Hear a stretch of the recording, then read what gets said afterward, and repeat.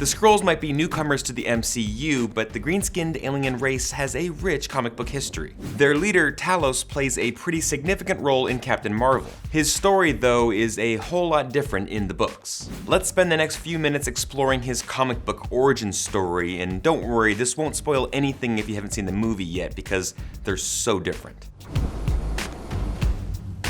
First off, what are Skrulls? Well, they're one of, if not the most recognizable aliens in Marvel Comics. That green skin, the bald heads, the weird chins, you get the point, it's extremely hard to miss them. Unless, of course, they shapeshift into someone else, and then it's almost impossible to recognize them.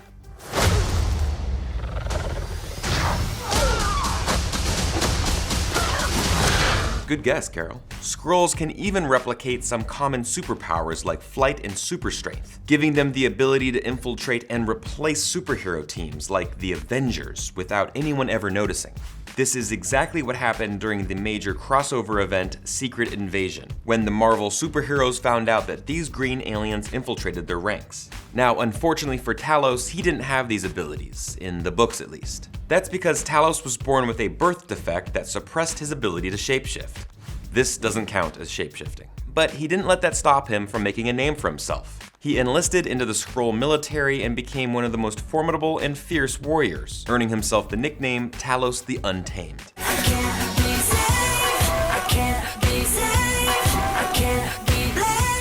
Talos was first introduced to comic book readers in The Incredible Hulk number 418 back in 1994.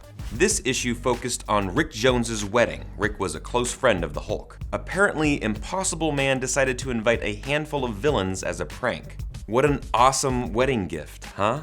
The wedding crashers keep it cool until Talos loses his temper. One of the Kree guests called him Talos the Tamed. Oh hell no! A fight breaks out between them, but luckily Silver Surfer there is to break it up so that the wedding can go on.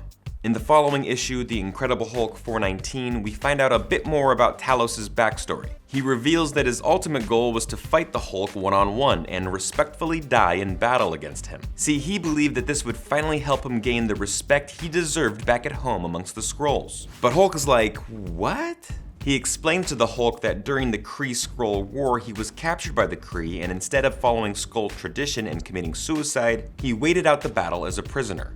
When he was finally freed, he was treated as a disgrace by his own kind. They even started calling him Talos the Tamed. Clearly, he hates that nickname.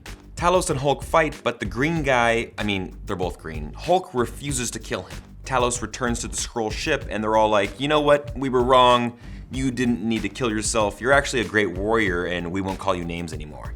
Cool, guys. More of his story is explored in the Annihilation series, which focused on some of Marvel's villains. Here he squares off against Devos the Devastator from the Fantastic Four. Devos beats Talos, but they're both captured by Glorian.